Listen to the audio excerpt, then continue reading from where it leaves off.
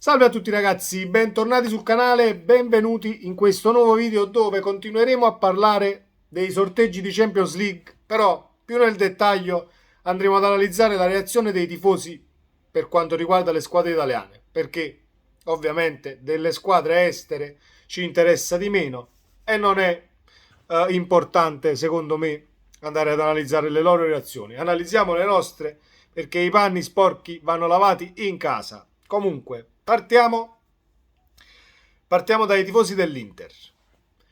L'Inter ha beccato il Benfica, vedo tantissimo ottimismo e alcuni che snobbano anche l'avversario. O sono io che sono troppo realista e vedo qualcosa che altri non vedono?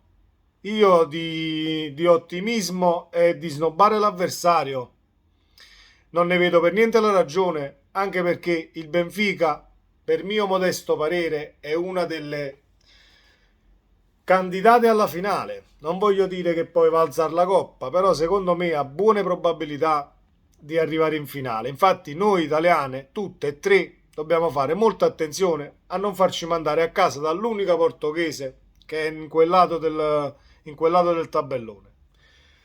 Detto questo, i tifosi del Milan-Napoli, il sorteggio ovviamente possiamo dire felice per il Napoli perché hai preso il Milan, perché giochi la prima fuori casa, però tutto questo entusiasmo, amici, tifosi stessi, conoscenti che se ne sono usciti addirittura, allora dobbiamo prenotare già l'albergo per Istanbul.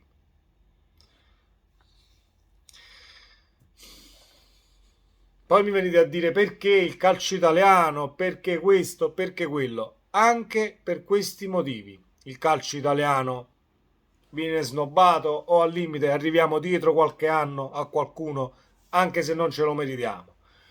Perché facciamo sempre le stesse cose, sempre. Riusciamo sempre a vedere delle cose che altri non vedono e poi non succedono. Non è che prevediamo, no.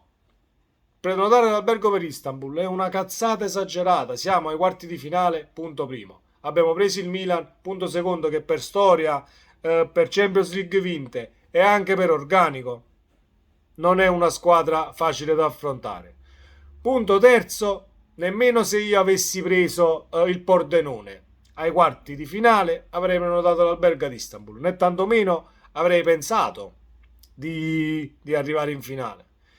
I quarti di finale sono partite secche, sono partite che le squadre che ci arrivano con motivazioni maggiori passano e quelle che snobbano il match o snobbano la competizione in generale se ne vanno a casa al 90%. Quindi sicuramente ottimismo per il sorteggio, ma piedi per terra parlo per i tifosi del Napoli, perché ovviamente ieri se ne sono detti di tutti i colori. Entusiasta anche io per il sorteggio stesso, però ragazzi dobbiamo viaggiare con i piedi per terra.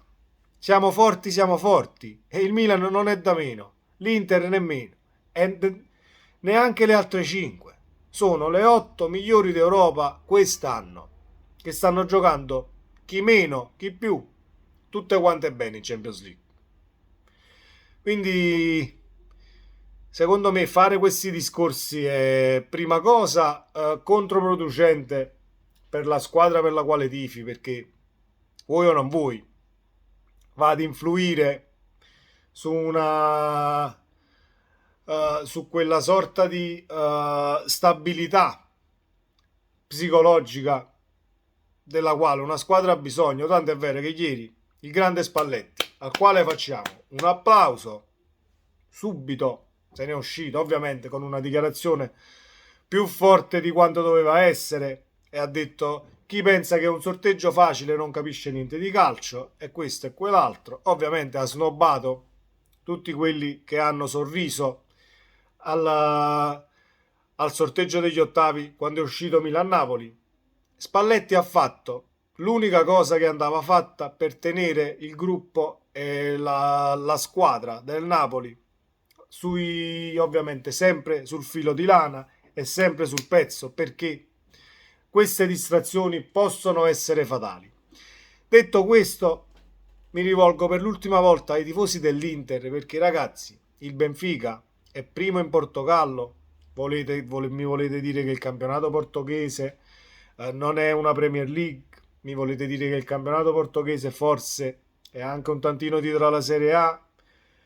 Però 65 punti in 24 partite e a maggior ragione con un Porto secondo in Portogallo, con il quale l'Inter ha passato il turno, però come l'ha passato il turno? Io ho visto tutte e due le partite e secondo me non c'è niente da ridere, perché se il Porto ha dato filo da torcere all'Inter in quel modo, nel doppio scontro, il Benfica farà altrettanto, se non meglio. Quindi c'è bisogno della migliore Inter per battere il Benfica e me lo auguro, a prescindere da chi passi tra Milan e Napoli, me lo auguro perché, ripeto, non voglio che in quel lato del tabellone passi il Benfica con le tre italiane che possono andarsi a giocare questa finale di Istanbul. I tifosi del Milan, invece, 50 e 50. C'è chi ha reagito, mamma mia, abbiamo preso il Napoli, che nemmeno sono d'accordo, perché alla fine la partita in Serie A, la prima che abbiamo giocato, vinta 2-1, ce la siamo giocata a viso aperto. Poteva tranquillamente finire in pareggio, poteva vincere il Milan.